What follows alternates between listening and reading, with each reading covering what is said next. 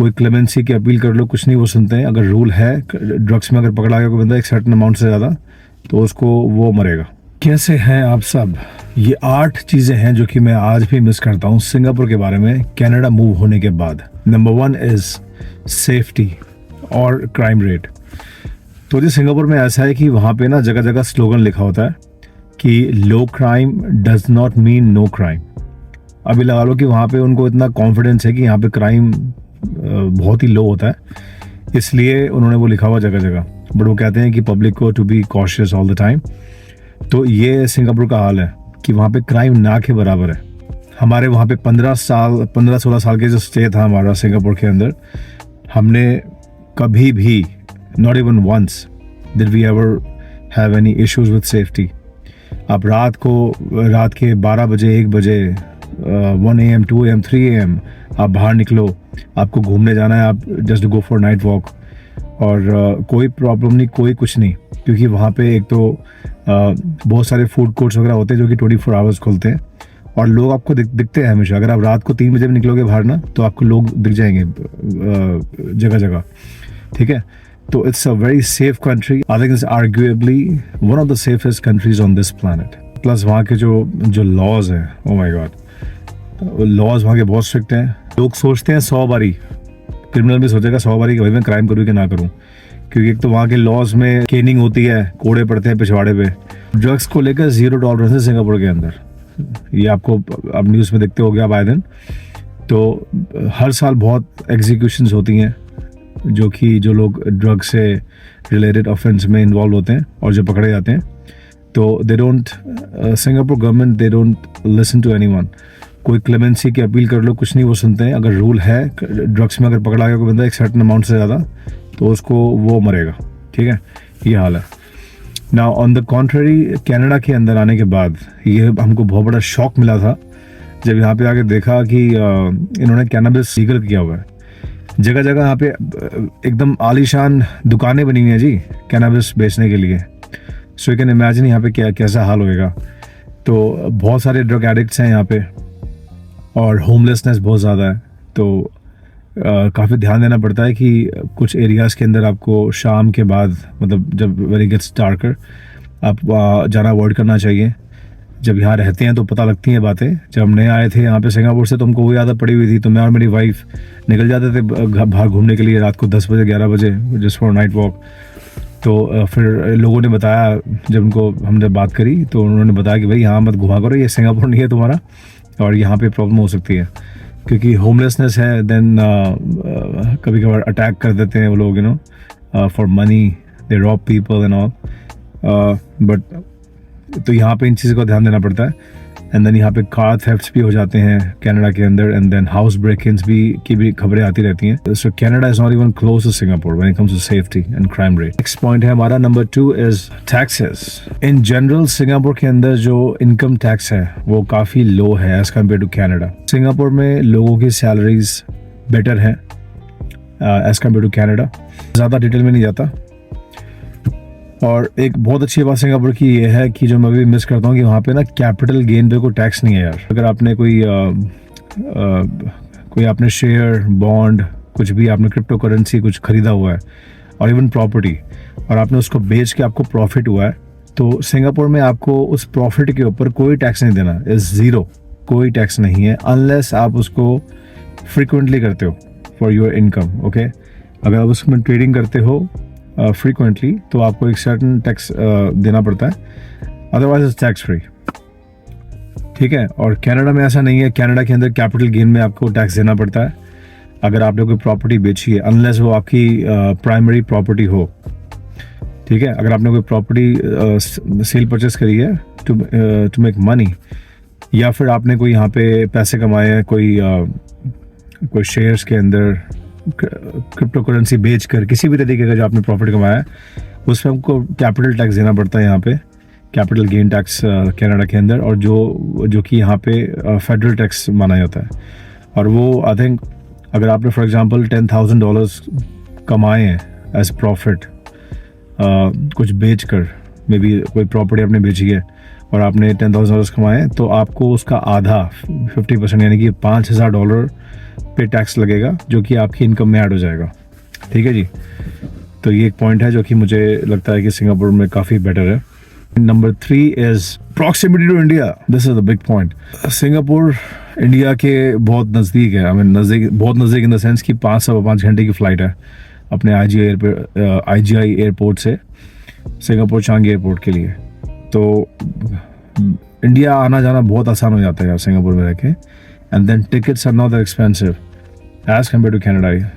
तो सिंगापुर के अंदर अगर आप वहाँ से इंडिया जा रहे हो, दिल्ली फॉर एग्जांपल, तो एक जने की टिकट थोड़ा एडवांस बुक किया तो $500-600 की आ जाती है, 500 से 700 के रेंज में, इकोनॉमी क्लास।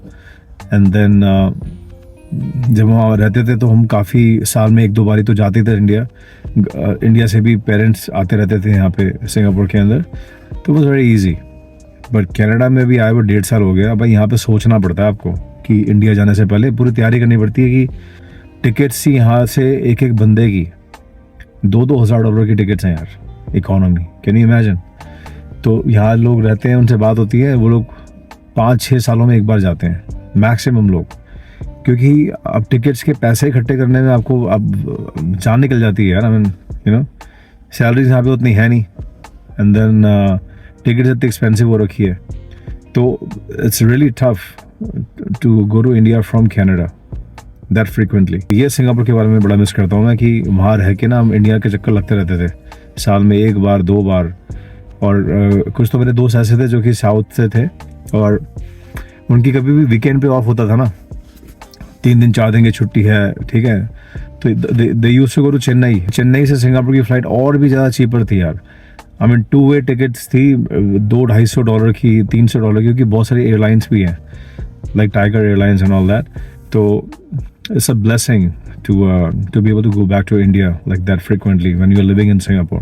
चौथा पॉइंट है फूड। तो जी सिंगापुर में ना आपको वहाँ पे फूड कोर्ट और हॉकर सेंटर्स का कल्चर है। फाइन डाइनिंग रेस्टोरेंट्स के भी हैं, बहुत अच्छे से बने हुए हैं। तो वहाँ पे हॉकर सेंटर और फूड कोर्ट के अंदर भी आपको अच्छा गुड क्वालिटी फूड मिलता है। ये जंक वगैरह भी मिलता है, लेकिन they have an option of good quality food as well, like rice and noodles and you know कोई मीट खाता है तो उसके लिए मीट है, नहीं तो फिर tofu and paneer and all that, ठीक है। तो $5-6 के अंदर you can fill your stomach eating in food court और hawker centres in Singapore. Canada के अंदर यहाँ पे फूड कोर्ट का कल्चर मैंने तो कभी देखा नहीं है। मैंने 1-2 जगह सुना है कि होता है, लेकिन इट्स वेरी बेयर मिनिमम। यहाँ पे ज़्यादातर जंक फूड ही है, जैसे टिम हॉर्टन्स हो गया, मैकडॉनल्ड्स हो गया, सारा वो बर्गर फ्राइज़ वगैरह वो सब मिलता है इधर। वही खा के लोगों की हेल्थ ख़राब हो रही है। तो जब से हम लोग कनाडा में आए ना, 1.5 साल हो गया, हमने अभी तक सिर्फ एक बारी डाइन आउट किया है, और वो भी किसी ने बताया था कि साउथ इंडियन रेस्टोरेंट के बारे में। तो जी हमने सिंगापुर में साउथ इंडियन हम खाना बहुत खाते थे, idli dosa and all that.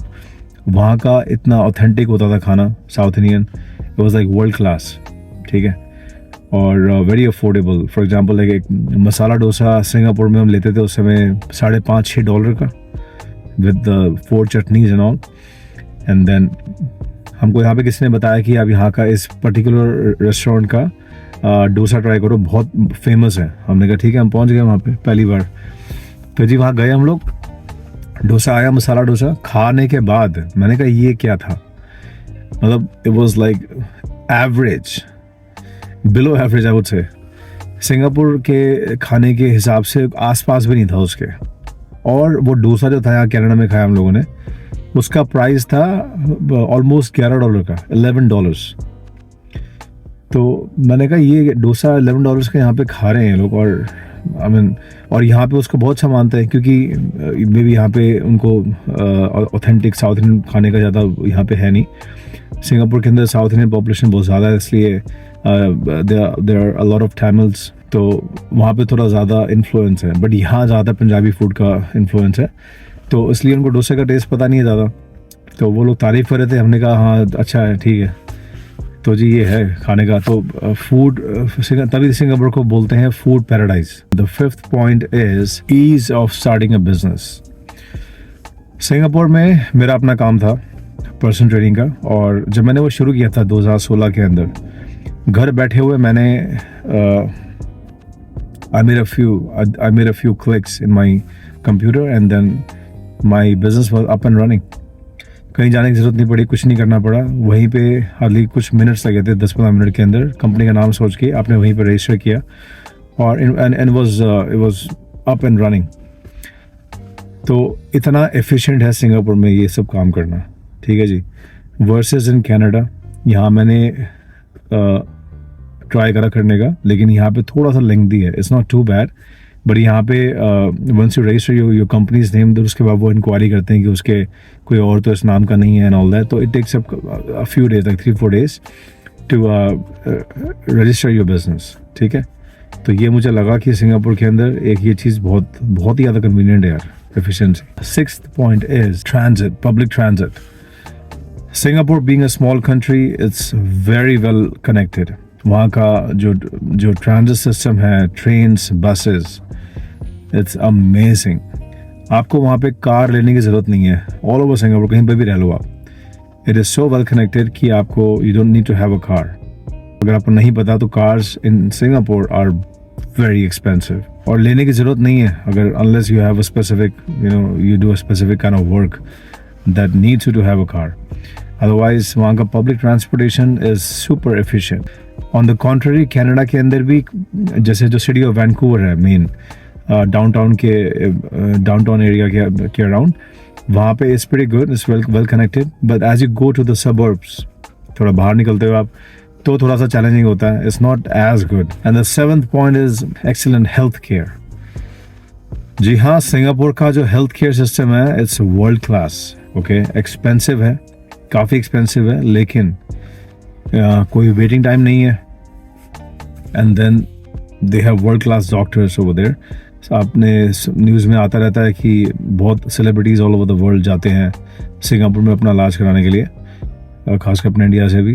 तो the health care in Singapore is world class. मेरा एक बार पाला पड़ चुका है वहाँ पे, एक बार मेरी उंगली कट गई थी, ये देखो करवा रखा है इस चिच्ची उंगली के अंदर, तो पिंकी फिंगर में। तो एक बार मेरी उंगली कट गई थी, मैं नागले काट रहा था, तो नाइफ स्लिप हो गया, then I was bleeding profusely. तो मेरा सिंगापुर के हेल्थ केयर से मेरा पाला पड़ चुका है, it's they are brilliant. Important thing is that you need to have your own insurance. तो मेरा था लकीली, तो everything was taken care of by my insurance company. And versus in Canada का हेल्थ केयर सिस्टम के बारे में news आती रहती है, आप देखते ही होंगे। तो जी यहाँ पे पहली बात तो ये कि टचवुड अभी तक मौका नहीं मिला कि यहाँ का हेल्थ केयर सिस्टम टेस्ट करने के लिए, लेकिन जो कहानियाँ सुनने को मिलती हैं फ्रेंड्स वगैरह से, वो काफ़ी डरावनी है। एक हमारा फ्रेंड का बच्चा था, उसको खेलते खेलते चोट लग गई and his hand was bleeding. तो उसको लेके गए हॉस्पिटल के अंदर, and the hospital staff made him wait for almost 6 hours। बच्चा रो रहा है नॉन स्टॉप, लेकिन उनके पास डॉक्टर्स ही नहीं है। तो वो बोलते हैं जी हम नहीं कर सकते कुछ भी, अभी डॉक्टर्स नहीं है हमारे पास, दे आर बिजी, तो अनलेस यहाँ पे कोई लाइफ एंड डेथ सिचुएशन ना हो, they will not attend to you. ये यहाँ का फैक्ट है जो है, बट जब इलाज होता है तो यहाँ पे भी अच्छा होता है। And the 8th point is world class airport. Singapore का चांगी इंटरनेशनल एयरपोर्ट, ओए होए, अगर आप गए हो वहाँ पे आपको पता होगा, अगर आप नहीं गए हो तो कभी मौका मिला ज़रूर होके आना। अरे वो एयरपोर्ट, चांगी एयरपोर्ट जो है, वो अपने आप में एक डेस्टिनेशन है। लोग वहाँ पे जाते हैं पिकनिक बनाने के लिए अपने बच्चों के साथ, it's huge.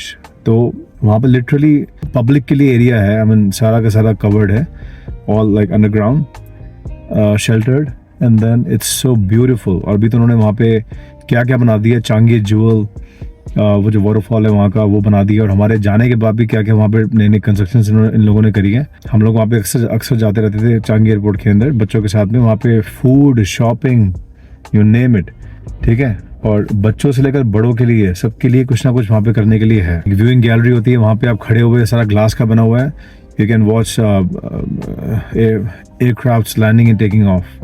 So it's like it's beautiful यार। Versus in Canada, Vancouver for example, यहाँ का वैंकूवर इंटरनेशनल एयरपोर्ट भी बुरा नहीं है, काफ़ी अच्छा एयरपोर्ट है, but not as good as Singapore. I mean Singapore का आई मीन यार नंबर 1 पे होता है, ऑलमोस्ट फर्स्ट सेकंड पे उसकी रैंक में हमेशा होती है। अगर आपको वीडियो पसंद आई है तो क्लिक कर दो, देख लो यार, आई मीन सब्सक्राइब कर लो यार, लाइक कर लो, कमेंट कर लो। बाकी कोई पॉइंट मुझसे छूट गया हो तो मुझे बताओ नीचे कमेंट्स के अंदर, ये मुझे जितने ध्यान थे मैंने बता दिए, और अपना ख्याल रखना, दोबारा मिलते हैं, टेक केयर।